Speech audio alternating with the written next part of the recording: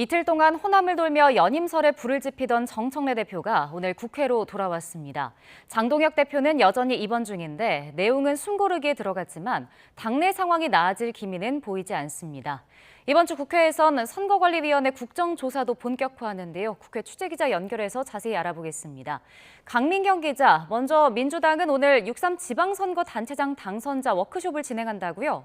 네, 오후 2시 국회에서 민주당 소속 광역 기초단체장 당선자 워크숍이 열립니다. 한병도 원내대표는 물론 지난 금요일부터 호남을 순회하며 사실상 연임 도전에 마음을 굳혔다는 해석이 나오는 정청래 대표도 참석합니다.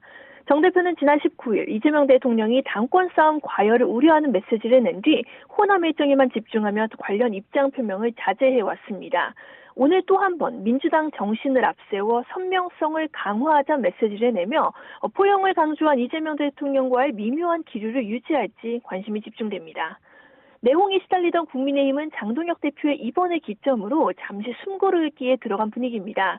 물론 장 대표 사퇴를 둘러싼 이견이 좁혀진 건 아니라 쇄신파의 즉각 사퇴론과 당권파의 현체제 유지론, 그리고 다수 의원들의 신중론은 여전히 당내에 복잡하게 얽혀 있습니다. 나흘째 입원 중인 장 대표의 당무 복귀 시점은 아직 미정입니다.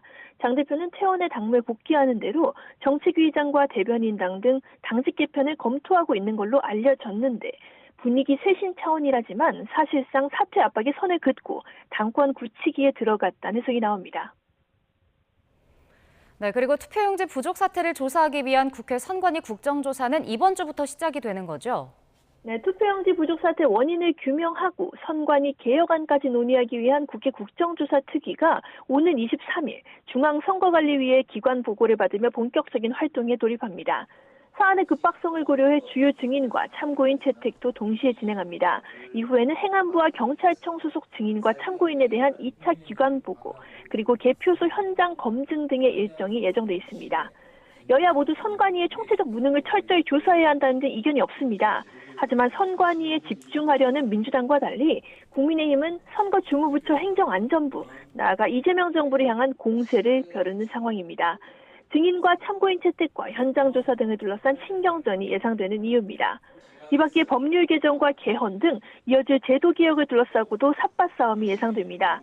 당장 민주당은 김민석 국무총리를 중심으로 원포인트 개헌을 띄우고 있지만 국민의힘은 동시특검이 먼저다라는 입장이라 국조특위는 여야 간 치열한 전선이 될 걸로 보입니다. 지금까지 국회에서 YTN 강민경입니다.